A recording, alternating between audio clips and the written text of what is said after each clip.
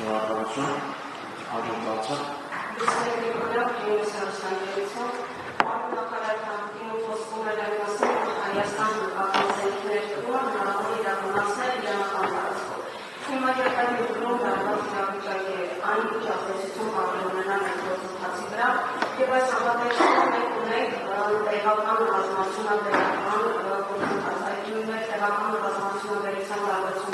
Ինչպիսի փուլում է գտնվում և այդ առումով արդյոք հաջողություններ գրանցվել են թե ոչ, ինչ ակնկալիքներ ունենք և ձեր թույլտվությամբ նաև հաջորդածը 44-օրյա պատերազմի ցույց տվեց, որ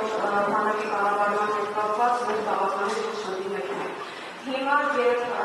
այսպես ասած բանակի բարեփոխումներ են տեղի ունենում դեր մարտունակության բարձրացման առումով և թե սպառազինության առումով, արդյոք այդ հարցը ևս ստուգվում է։ Շնորհակալություն։ Գիտեք, դուք մի հարցի մասին եք խոսում, որը մեկօրյա լուծելու խնդիր չէ։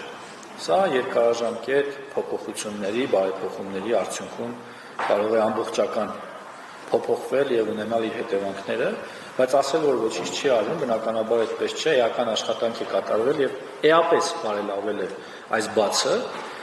Զենքերի ես անդրադարձա եւ նշեցի միայն 2026 թվականին նախատեսում ենք տեղադրել շուրջ 150 միլիարդի պատվեր տեղական ռազմարդյունաբերությանը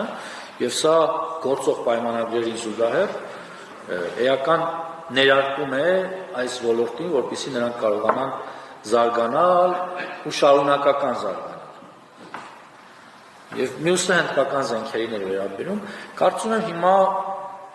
ավելորդ կլինի իմ կողմից դրամատիզացնել այս ընթացքը, որ տեղի է ունենում մեր հարևանների մոտ, կարծում եմ այս փուլում պետք չի ինչ-որ հարցերի անդրադառնալ, կարծում եմ խնդիրները հնարավորինս արագ կլուծվեն եւ մեր բնականon գործընթացը կշարունակվի եւ չեմ ուզում նաեւ խոսել նրա մասին, որ մեր բնականon գործունեությունը դադարել է։ Մենք շարունակում ենք աշխատել նույն սկզբունքով։ Շնորհակալ եմ։ Շնորհակալություն, հաջորդածը։